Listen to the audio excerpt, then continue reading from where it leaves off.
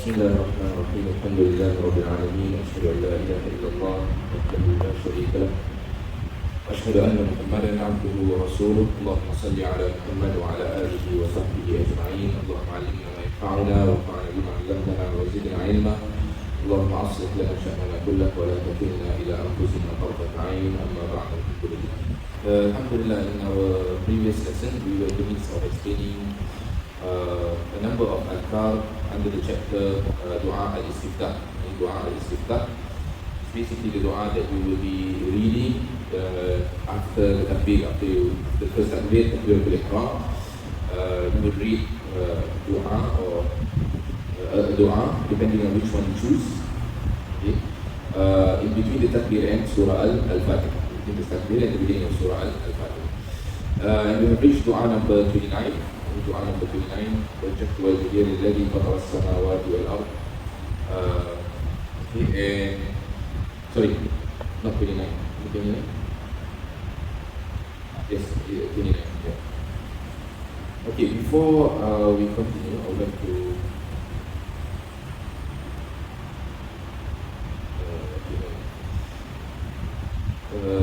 based on what I remember, some of the reasons the scholars mentioned regarding khilaf al-tanawwu or khilaf al-tanawwu. Okay? What is khilaf al-tanawwu? What is khilaf al-tanawwu? It's essentially, so there's two sorts of khilaf or differences in the opinions or differences in a certain matter. Okay? So the first one is what we do not call khilaf al-tanawwu, we call it khilaf, which is essentially khilaf. This is essentially when two opinions contradict one another. One says yes, the other one says no. So it cannot be that you do yes and no at the same time. Okay? So this is the first type of khilaf. And in this sort of khilaf, you must find the best opinion, the one which is most correct. Now there is another type of khilaf in the Sharia, in the legislation of Allah subhanahu wa ta'ala, which is essentially differences in variety. So you have tea, you have coffee, you have syrup, for example, but all of them are drinkable. And you can drink all of them. So this is the same type of khilaf al-tanawwu. Okay? And essentially when it comes to khilaf al-tanawwu, you can choose in between the options available. Okay? But scholars also have mentioned that doing each and every one of them would be the best option altogether, because the Prophet ﷺ did every one of them. Okay? Because the Prophet ﷺ did every one of them, and by essentially doing every one of them, you will be truly following the way of the Prophet ﷺ. Now some scholars also mention other reasons, which include, for example, the benefits of having these varieties, that sometimes situations may change. Okay? Sometimes you have the luxury of time. Okay? Sometimes you may not have the luxury of time. You may be short with regards to time. Okay? So when you are short of time, for example, you can select something that is much more convenient for you to practice at that point of time. Okay? And when you have a luxury of time, for example, you can choose another option which is much more longer, for example, dhikr, which is much more longer. And you find many examples of these, for example, adhkar after salah. There are different kinds of adhkar after salah, and you can select if you did that depending on your situation as well. This is one of the reasons the scholars mentioned, okay? that it is from the beauty of Sharia that it allows you to select between them according to your time and according to your convenience as well. Okay? This is something that you can consider. This is something that you can consider. Now, okay, so we stopped at dua or the dhikr number 29, and we stopped at the part at wahdini li ahsani al-akhlaq la yahdi li ahsaniha illa ant wasrif anni sayyi'aha la yasrifu anni sayyi'aha illa ant. Now okay, let's just start from there. Okay, so we don't waste time. Okay, I hope everybody can find the part wahdini li ahsani al-akhlaq. It's in the middle of Dzikir number 29. وَجَّهْتُ وَجْهِيَ لِلَّذِي فَطَرَ السَّمَاوَاتِ وَالْأَرْضَ حَنِيفًا وَمَا أَنَا مِنَ الْمُشْرِكِينَ إِنَّ صَلَاتِي وَنُسُكِي وَمَحْيَايَ وَمَمَاتِي لِلَّهِ رَبِّ الْعَالَمِينَ لَا شَرِيكَ لَهُ وَبِذَلِكَ أُمِرْتُ وَأَنَا مِنَ الْمُسْلِمِينَ اللهم أنت الملك لا إله إلا أنت أنت ربي وأنا عبدك ظلمت نفسي واعترفت بذنبي فاغفر لي ذنوبي جميعا إنه لا يغفر الذنوب إلا أنت واهدني لأحسن الأخلاق لا يهدي لأحسنها إلا أنت. Okay? So in this statement over here, we are asking for guidance from Allah subhanahu wa ta'ala to guide us to the best moral character. Okay? And we acknowledge that there is none who can guide us to the best moral character except for Him, except for you, which is Allah subhanahu wa ta'ala. Okay? And to us, and we are asking Allah subhanahu wa ta'ala to turn us away from the worst moral character. Okay? And there is none who can protect us against these worst moral characters except for Allah subhanahu wa ta'ala. Okay, so in this acknowledgement, we understand that whatever good character that we have, it is because of the guidance of Allah subhanahu wa ta'ala, and that we cannot attain in the first place all these good characteristics without Allah subhanahu wa ta'ala. Okay? So this will help the person humble himself, and understand that when he is a patient person, for example, and he sees somebody who is angry, who is unable to be patient, he is not proud of his own self. He understands the virtue or the bounty that Allah has given to him. Okay? Kelebihan yang Allah dah berikan kepada dia. Okay?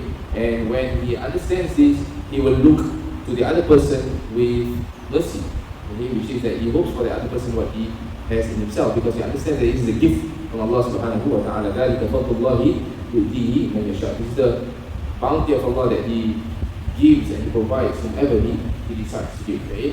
And especially the Prophet ﷺ was given the best moral character, which is essentially the Quran as a whole. كَانَ خُلُقُهُ الْقُرْآنِ وَإِنَّكَ لَعَلَى خُلُقٍ عَظِيمٍ. And Allah makes this statement in the Quran: you are upon the great or a very great moral characteristic. Upon very great moral characteristics. Now, the same goes for the opposite as well. Okay? So you cannot be protected.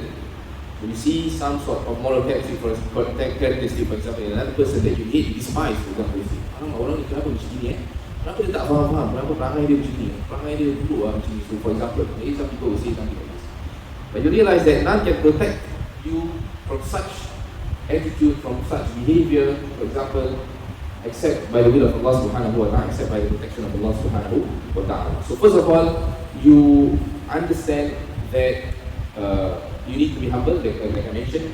And secondly, you understand that it is not something that is easily attainable. Okay?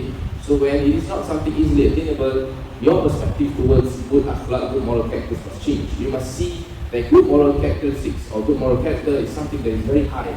Okay? And that is not something that is simple, and that there is effort that must be put in to ensure that you are able to attain good akhlaq. Okay? So it's not something that is very, very easy. Now, what do I mean when I mention this? What I mean when I mention this is that sometimes you might see in yourself that you are being patient, for example, in certain situations. Sometimes you might see in yourself that you may be speaking good words, but it could be it is because of the situation that you are in. Okay?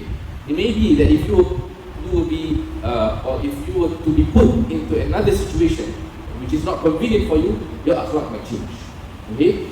And this is and the true person who has true great akhlaq is that whatever situation he is in, he is able to retain and maintain his good akhlaq. And that cannot happen except by the guidance of Allah subhanahu wa ta'ala, by Allah letting you see why there is a point in preserving your akhlaq, and why there is a point in maintaining your akhlaq at all situations and at all times. Okay? Now I want to give some examples that Allah subhanahu wa ta'ala mentions in the Quran about good moral character.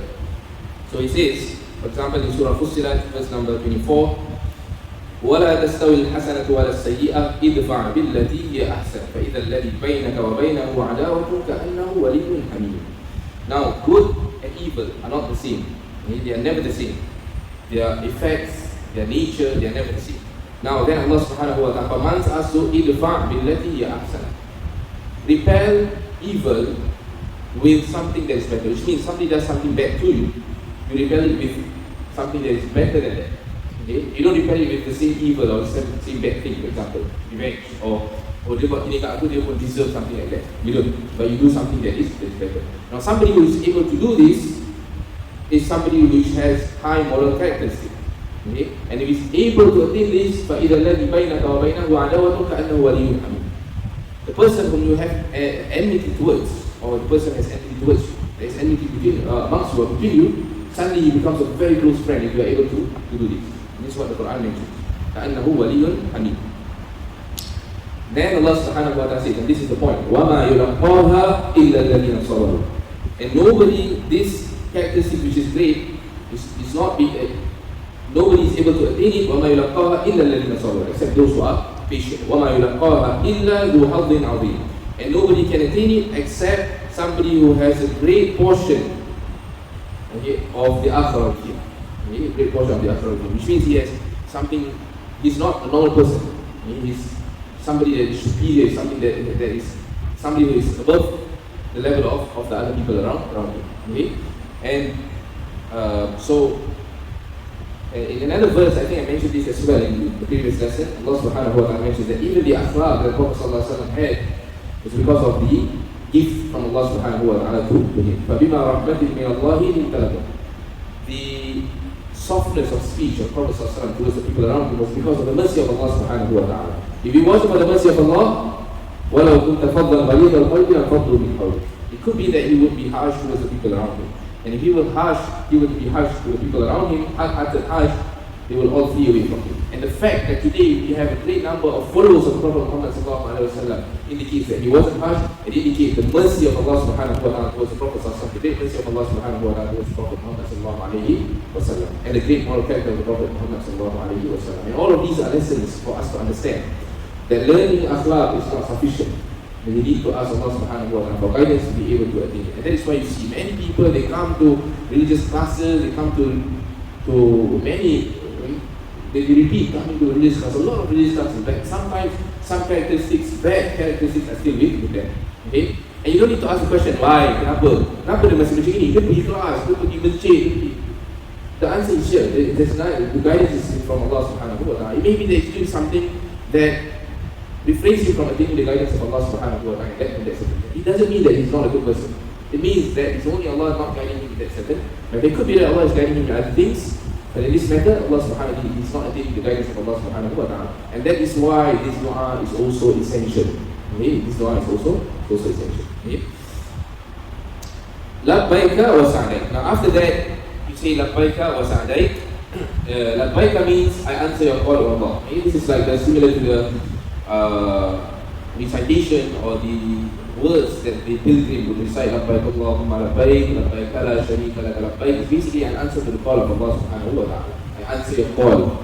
Okay? And it gives the meaning of you are ready to answer what Allah subhanahu wa ta'ala is about to command you or is commanding you towards. That means everything else that's going to come next, okay? You're going to be obedient to Allah subhanahu wa ta'ala. You're not going to question.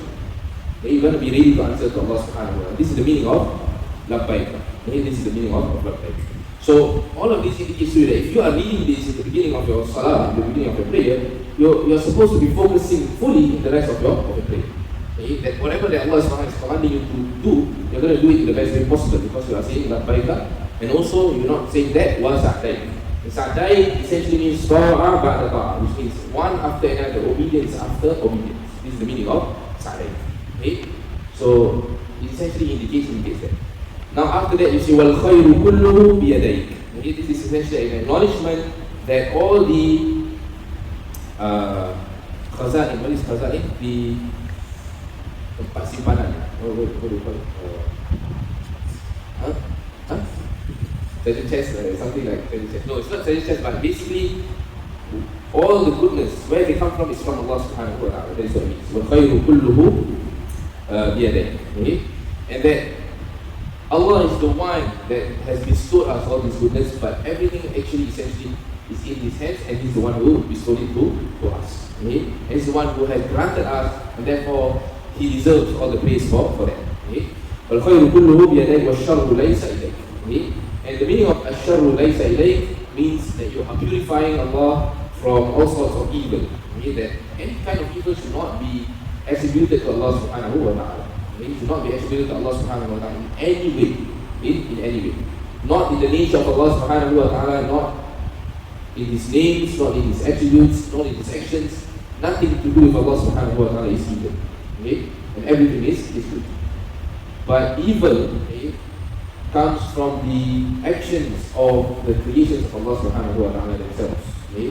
So Allah created the actions of the creation, right? Allah created the creation and the actions of the creation created by Allah subhanahu wa ta'ala. But whatever evil that has happened is attributed to only the creation that themselves. This is the meaning of washaru laysa ilayk.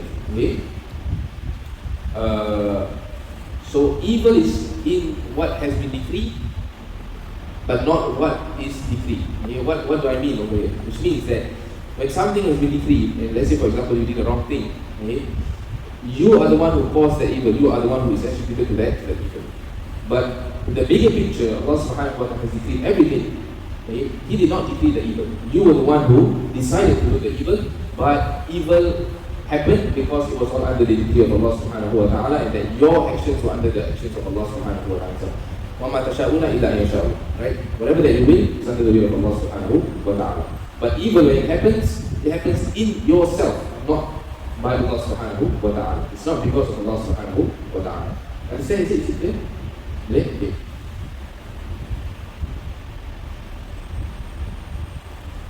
Okay, and then we say ana bika wa ilayk. Ana bika wa ilayk. Which means bika astajiru wa ilayka altajir. أو بك أحيا وأموت وإليك المرجع والمصير. Which means we all will return to Allah subhanahu wa ta'ala. To Him is where we will turn to. This is the meaning of ana bika wa ilayk. And you live and die by Allah subhanahu wa ta'ala. This is the meaning of ana bika wa ilayk. Tabarakta wa ta'alayt. Tabarakta wa ta'alayt means blessings be to Allah, blessings be to you, and all kindness is to you. Wa ta'alayt, you are truly high. Basically, again, it's essentially praises towards Allah subhanahu wa ta'ala and glorifying Allah subhanahu wa ta'ala. Tabarakta wa ta'alayt, astaghfiruka wa atubu ilayk. Okay? And after that, we complete the dua by making istighfar and making repentance to Allah subhanahu wa ta'ala. Making repentance to Allah subhanahu wa ta'ala.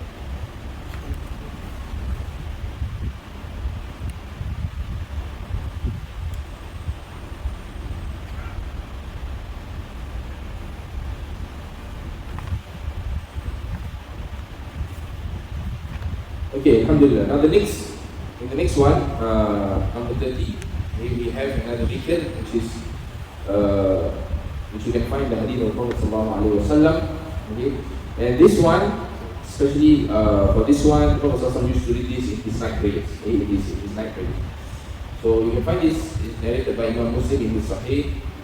When he would pray the night prayers, Aisha radhiyallahu anha قالت كان رسول الله صلى الله عليه وسلم إذا قام من الليل افتتح الصلاة اللهم رب جبرائيل وميكائيل وإسرافيل فاطر السماوات والأرض عالم الغيب والشهادة أنت تحكم بين عبادك فيما كانوا فيه يختلفون اهدني لما اختلف فيه من الحق بإذنك إنك تهدي من تشاء إلى صراط مستقيم.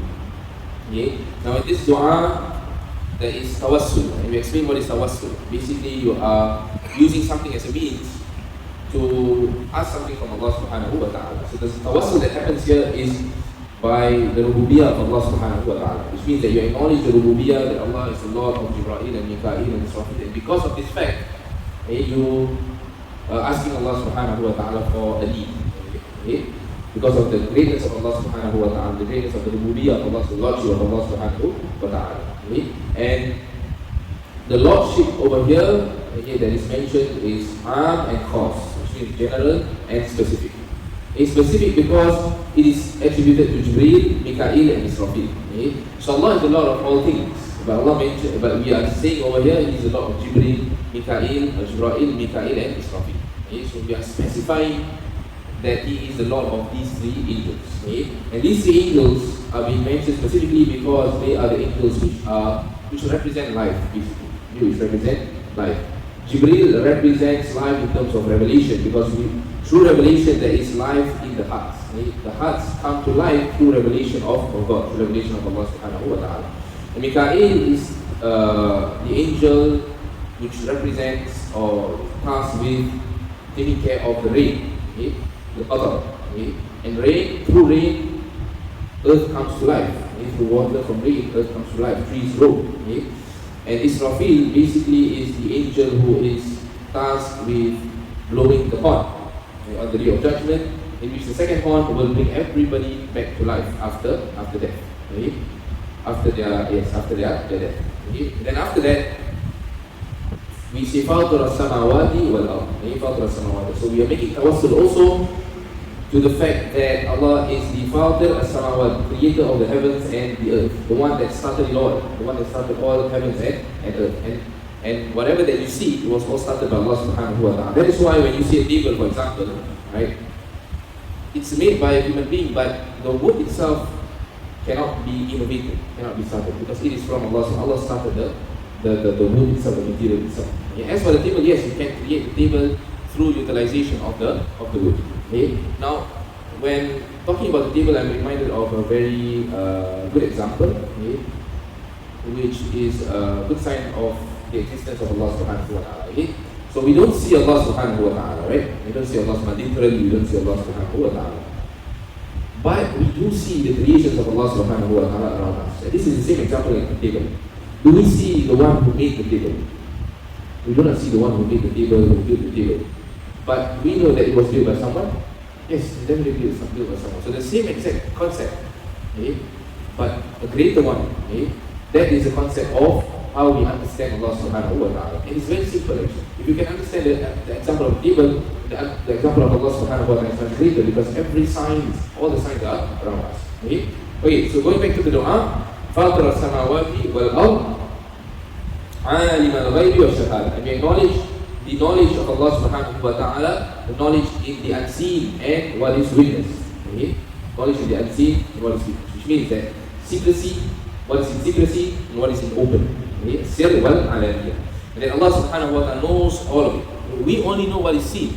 And even when it comes to what is seen, it is only relative to what we have seen ourselves.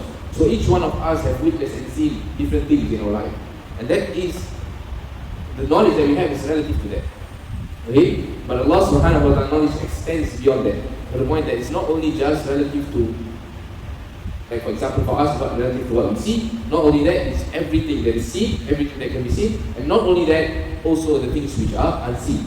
Okay? Like the angels, like the jinn, and there's another realm, okay, which is unseen. And we also make tawassul on the fact that Allah تحكم بين عبادك فيما كانوا فيه يختلفون. He's the one who judges between the servants in whatever that they differ in. فيما كانوا فيه يختلفون. And therefore, because of this fact, because of all these facts and all these attributes of Allah subhanahu wa ta'ala, it is very suitable for us to ask guidance from Allah subhanahu wa ta'ala, because He is the one who is the judge between all the servants and whatever that they differ. And He is the one who created the heavens and the earth, and He is the one who is the Rabb of Jibreel and Mikael. He is the one who knows the unseen, knows the witness. Therefore, ihdini lima ikhtalafa fihi min al-haqq. You can see that the du'as or the dhikr that the Prophet ﷺ taught us, they are all in line and they all make sense. Every statement has a link to another. It's not just words that read that are separated in terms of meaning from one another. So ihdini lima ikhtalafa fihi min al-haqq. So we ask guidance from Allah subhanahu wa ta'ala in what has been disputed in terms of the truth. Okay. Bi'idhnik, with your permission, fihi min al-haqq bi'idhnik, innaka tahdi man tasha' ila siratin mustaqim. Now, al-hidayah, guidance, is essentially knowledge of the truth, okay, seeking the truth, okay, and the effects of it towards others. Okay, the effects of it towards others. This is the truth. This is al-hidayah. Okay? Al-ilm bil-haqq ma'a qasdihi wa itharihi ala ghayr. Which means that you have knowledge of the truth and you make it your objective. You want to find it, you want to seek it, and also you want it to spread to others around you. Okay? This is al-hidayah. And basically, the one who is guided is the one who acts upon the truth and the one who wants it. It's not just the one who learns it. No. It's the one who really wants it, who really wants to hold on to it. That is the one who is guided. And that is the one who is considered as guided. It is one of the greatest blessings of Allah subhanahu wa ta'ala from the servant. We ask Allah subhanahu wa ta'ala to all guide us to the Sirat al-Mustaqim. Sirat al-Mustaqim.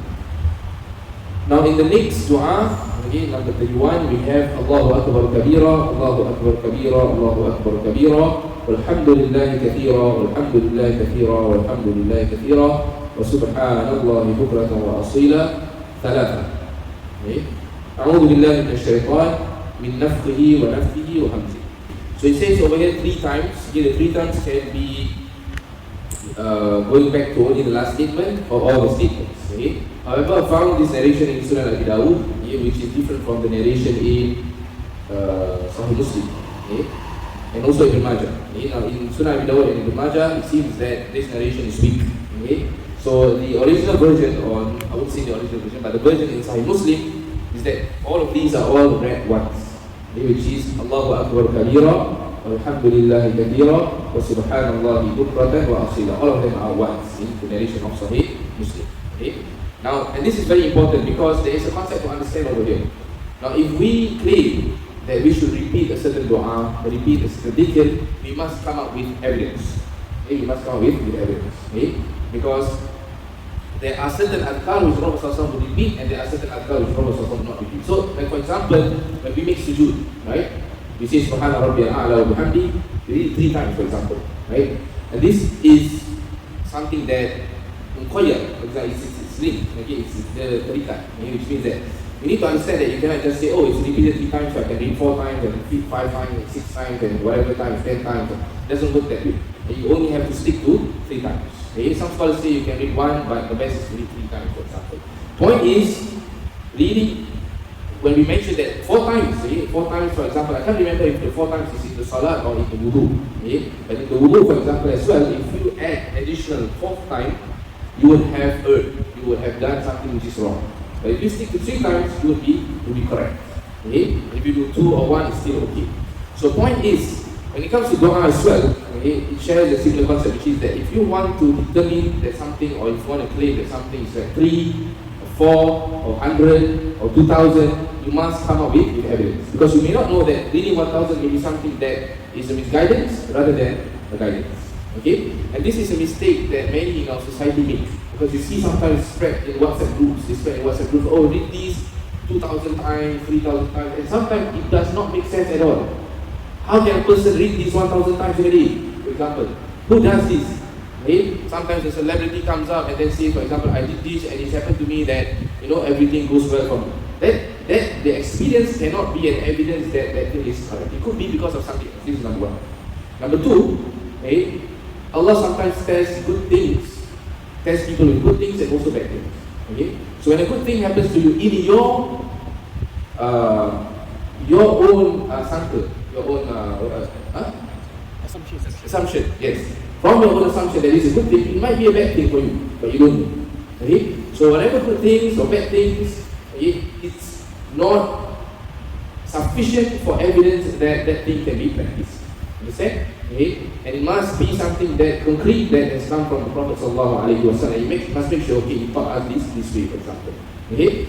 Now, on the other hand, this one tree, if somebody authenticates this hadith, for example, then he is allowed to do this. Okay? However, based on what I've checked, in Sahih Muslim, it's only once. Okay? Wallahu a'lam. Wallahu a'lam. So, Allahu Akbar Kabira, Alhamdulillahi Kathira, wa Subhanallahi Bukratan, wa Asila. This essentially means that you are making basically takbir, tahmid and tasbih to Allah subhanahu wa ta'ala. Allahu Akbar Kabira, Alhamdulillah Kathira, wa Subhanallahi Bukratan wa Asila. Okay? And basically this is the type of Istiftah. We mentioned that there are 3 types. Okay? Some would include praises to Allah, some would include istighfar, some would include acknowledgement of their own, of the servant's own actions. This one is basically like Subhanakallahumma wa bihamdik wa tabarak ismuk wa ta'ala jadduk. It's all essentially praises to Allah subhanahu wa ta'ala, and you're not asking anything. Okay? So in Sahih Muslim, narrated by Abdullah bin Umar radiyallahu anhu, he said, "Bainama nahnu nusalli ma'a Rasulillah sallallahu alaihi wasallam, idh qala rajulun min al-qawm." While we were praying with the Prophet or Messenger of Allah sallallahu alaihi wasallam, when someone from the people said, Allahu Akbar Kabira, Walhamdulillahi Kathira, wa Subhanallahi Bukratan, wa Asila. So the Messenger of Allah sallallahu alaihi wasallam said, Man il-qa'il kalimatu kada wa kada. Who was the one who said all those words? Qala rajulun min al-qawm, person from the people said, Ana ya Rasulullah. I was the one who said it, O Messenger of Allah. So the Prophet sallallahu alaihi wasallam replied, Ajibtu laha, futihat laha abwab as-sama. I was amazed by all the gates of heaven open, or all the gates of the skies were open because of it. So Ibn Umar said, after he read this, فَمَا تَرَبْتُهُنْ مُنْدُ سَمِعْتُ رَسُولَ اللَّهِ صَلَى اللَّهُ عَلَيْهِ وَسَلَّمَ يَقُولُ ذَلِكَ. I did not abandon this istiftah, this dhikr at all after I heard that from the Messenger of Allah صلى الله عليه وسلم. And this is the dedication of the Sahaba when they learn something. Okay? It's not like learning, just hearing about it and then don't practice it. Look at them. They did not leave even once. After the first time they had heard it. They had heard it. This is one thing. Another thing that we can benefit from this story is that some people might say, for example, oh, you can try something new, right? And see if it works out for you, and maybe it's a good thing, like how this person did, because he did something new. Okay? But he did it during the time of the Prophet sallallahu alaihi wasallam. He did it at the time of the Prophet sallallahu alaihi wasallam. This is the difference. When you do it at the time after the death of the Prophet sallallahu alaihi wasallam, there's no one to acknowledge your action. No one to say, who did this? You did it correctly, you did something very good. So you don't know whether what you did is good or whether what you did is wrong. This is the first thing. Okay? Second thing, revelation is still being revealed. After the time of Prophet sallallahu alaihi wasallam, the religion has been completed. Okay? So there's no changes. So while the revelation was being revealed, there can be changes, there can be additions, subtractions in the religion. So this makes sense during the time of Prophet sallallahu alaihi wasallam. Okay? So I believe the rest of the statement, "A'udhu billahi minash shaitan min nafthihi wa nafthihi wa hamzihi," is in the edition of Abu Dawud and Ibn Majah as well. Okay? It's in the edition of Abu Dawud and Ibn Majah as well.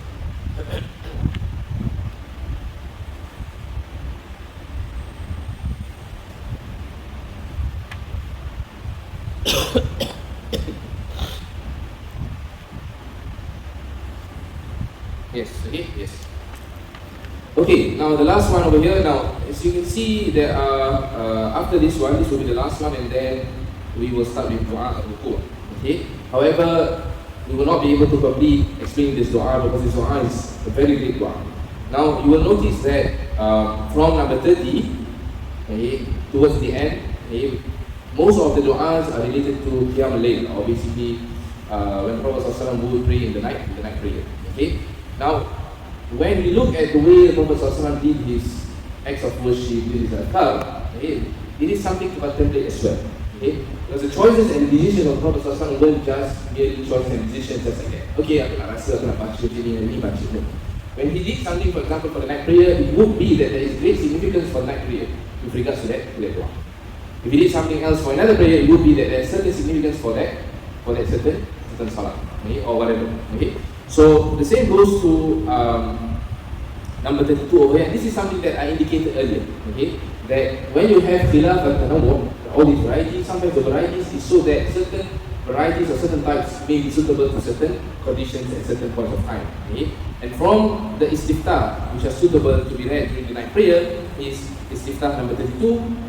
Okay, in which Prophet ﷺ will read Allahumma lakal hamd. Okay, in the version of Hisnul-Muslim, it's like this. Okay, in the version of Bukhari and Muslim, there might be a slight, how would I say, like some of the statements will be below, some of the statements will be on top, but it doesn't really matter. Okay, it's all the same because the meanings are the same.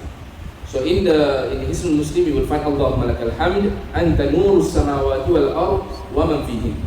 ولك الحمد أنت قيم السماوات والأرض ومن فيهن ولك الحمد أنت رب السماوات والأرض ومن فيهن ولك الحمد لك ملك السماوات والأرض ومن فيهن ولك الحمد أنت ملك السماوات والأرض ولك الحمد أنت الحق ووعدك الحق وقولك الحق ولقاؤك الحق والجنة حق والنار حق والنبيون حق ومحمد صلى الله عليه وسلم حق والساعة حق اللهم لك أسلمت وعليك توكلت وبك آمنت وإليك أنبت وبك خاصمت وإليك حاكمت فاغفر لي ما قدمت وما أخرت وما أسررت وما أعلنت أنت المقدم وأنت المؤخر لا إله إلا أنت إلهي لا إله إلا أنت. Okay. So if you see the brackets in the version of this Muslim, there are like this, I don't know what they are called, the different kinds of brackets. Okay. It may be that the author is indicating that these are different versions in different narrations. Okay? But if you compile all the narrations together, you will get this whole thing essentially. Okay? This whole thing essentially. So this is, like I mentioned earlier on, narrated by Ali radiallahu anhu, that the Messenger of Allah sallallahu alaihi wasallam, when he would stand in the prayer, he would read, stand in night prayer, sorry, not narrated by Ali. Ibn Abbas, Ibn Abbas radiallahu anhuma, my mistake, Ibn Abbas radiallahu anhuma, he said, كان النبي صلى الله عليه وسلم إذا قام من الليل يتهجد. When the Prophet sallallahu alaihi wasallam would stand in night prayer, making tahajjud, he would say all these words until the end, with different versions and in certain narrations. Now, but essentially, now first of all, Ibn Abbas was one of the companions who witnessed firsthand the night prayers of the Prophet sallallahu alaihi wasallam, and this was because he was part of the family of the Prophet sallallahu alaihi wasallam. He was the nephew of the Prophet sallallahu alaihi wasallam, and therefore he would come to the home of his auntie, which was the wife of the Prophet sallallahu alaihi wasallam, and he would notice or he will witness the Prophet ﷺ pray the night prayer, and he will join him. Okay? So his narration has a weight basically. Okay? So, and this is another thing with hadith. Okay? You want to remember the hadith, you want to remember the narrator, it's very simple. Okay? You want to remember who's the narrator of this dua, for example, Istiftah. Remember, the dua Istiftah is said in the night prayer. Who was there with the Prophet ﷺ during the night prayer? Ibn Abbas. So Ibn Abbas was the one who narrated this hadith. This is one of the concepts to remember the narrator of the hadith, the Sahaba. Now, this dua, okay, we're going to save this for next lesson, but we're going to use whatever time that we have left, okay, to explain whatever that we can before we end. Okay, this dua is actually, first of all, it consists of 22 sentences of statements, okay, which the Prophet ﷺ would repeat every night when he begins his night prayers. Okay.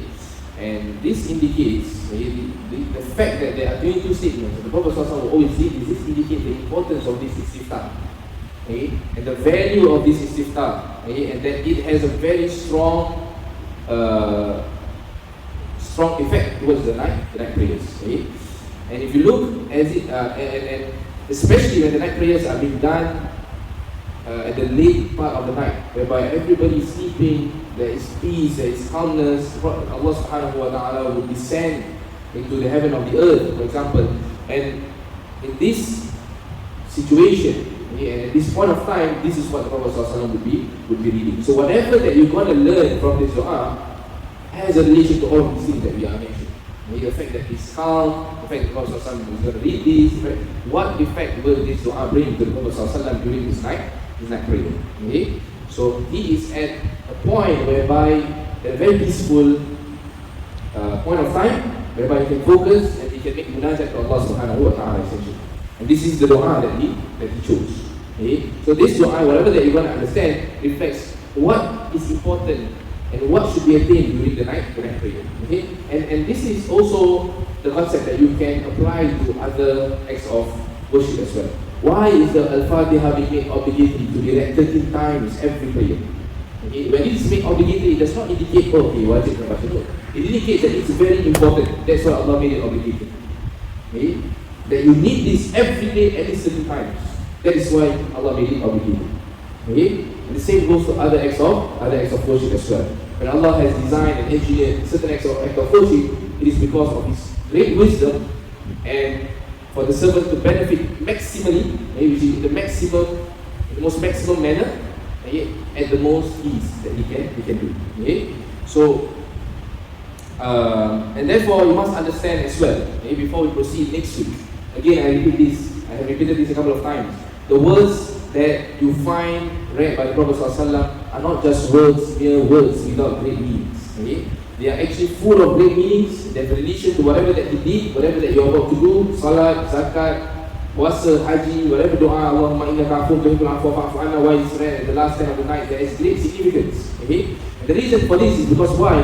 His words, every single word that he spoke, وَمَا يَنْطِقُ عَنِ الْهَوَىٰ, Allah mentions in the Quran, he did not speak from his own desire, إِنْ هُوَ إِلَّا وَحْيٌ يُوحَىٰ. It's only revelation to be revealed to him.